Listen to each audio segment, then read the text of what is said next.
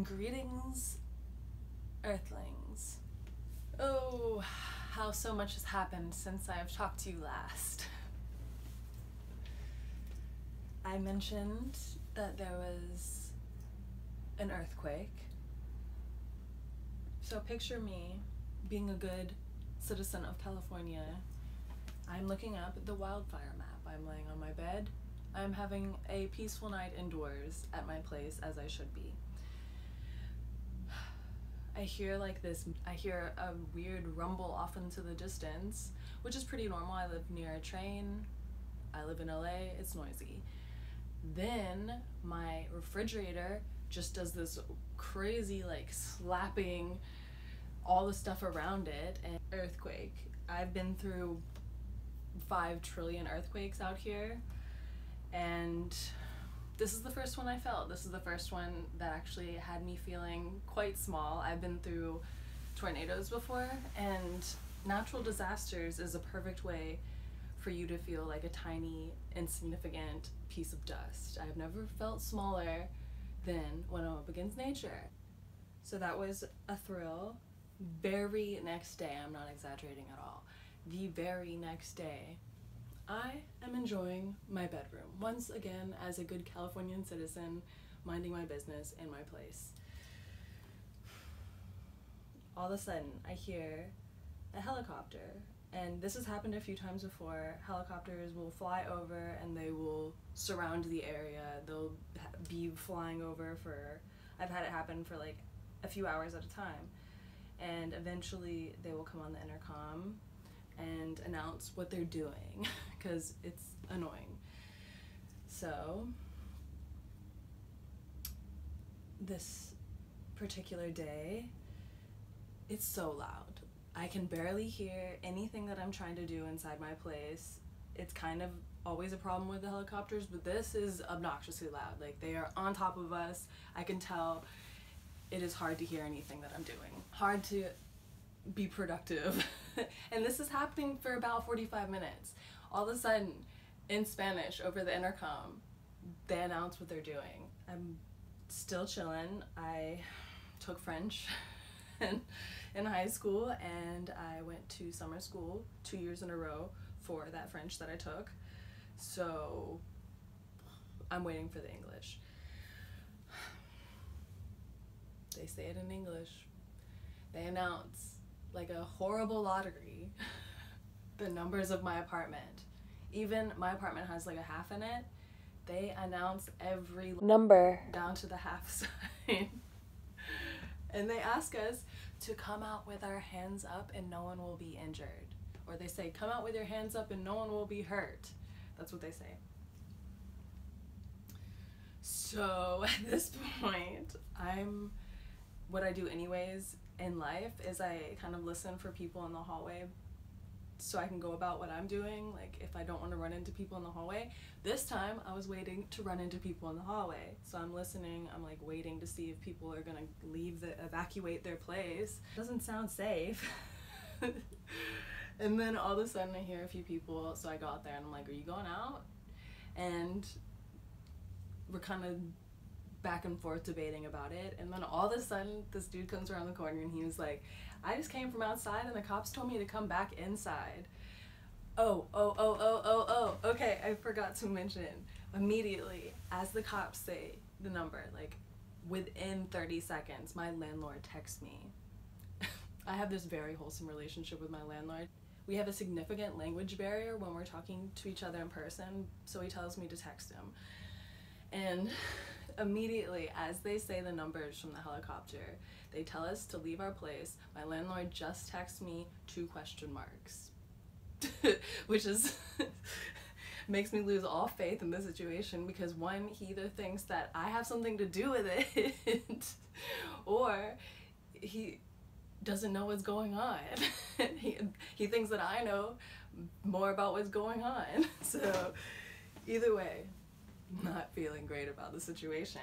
Back 2 minutes later, I'm talking to the dude that had made it outside, and he was like, the cops told us to go back inside. So I had come to the decision with everyone, I'm not going outside. So maybe 10 minutes later, I get a text from the landlord, and he says they meant to get the apartments next door. So not only did they give the apartments next door like a head start on whatever was going on, they had us out, potentially had us outside with whatever was going down. So that was the day after the actual earthquake. I told my mom, and now she just makes fun of me. Oh, speaking of my mother, I thought I would tell you a cute little story about an experience with her. So when I was extremely little, I think in like 6th grade, I went to Germany with my mother for college. She lived there a few years, and she majored in Russian and German. Oh, she had a free trip through American Express because she was the manager of a few stores in the US. So she got these free tickets. There was one night, my mother is in the bathroom, and they have porn on cable at the place that we were at. So I'm watching it. I'm a curious cat, what can I say? So I'm watching this porn, and I have it on really low. My mother overhears some context of what I was watching and peeks her head around the corner and catches me watching porn. Good old German porn on television. And she proceeds to tell me the birds and the bees, if you will.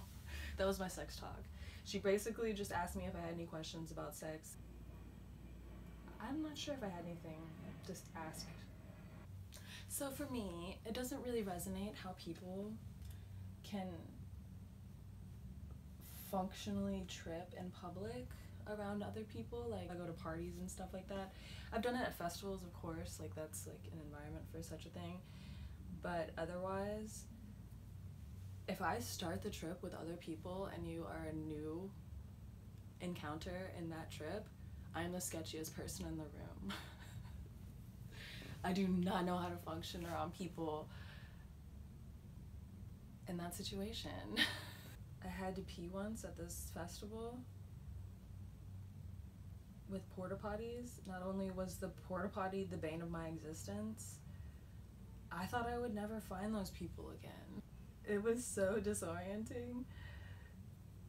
I remember it was my birthday, and the person just puddled me. I remember spitting some of it out because I was scared.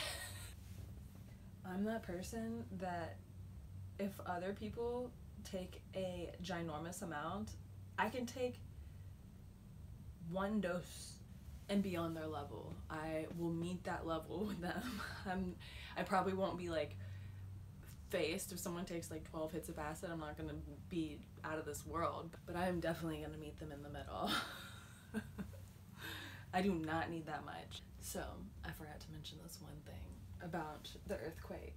The one thing about the earthquake that made it a little bit worse than it normally is it hit, and I live with some older ladies. There's a few apartments that have just like a singular older lady in it, and there were screams. It was like every emotion at once. This apartment seems like I'm in a show sometimes because it's just one thing after the other, and it's funny stuff too. Like, it's definitely annoying, but the things that I've dealt with are so far-fetched and weird. Speaking of inanimate objects, so your girl walks to the grocery store every time. I never drive. And every time I walk past this McDonald's has a trash can that has the energy of a person. I walk past it every time, and it looks like a guy that's just like on a regular trash can, hunched over, staring. It's out the side of my face, out the corner of my eye. I look, and I'm like, it's a trash can. I know it's a trash can, but I still have to look because it has this whole... There's this trash can trying to collect me. It just stares at me every day. I painted this.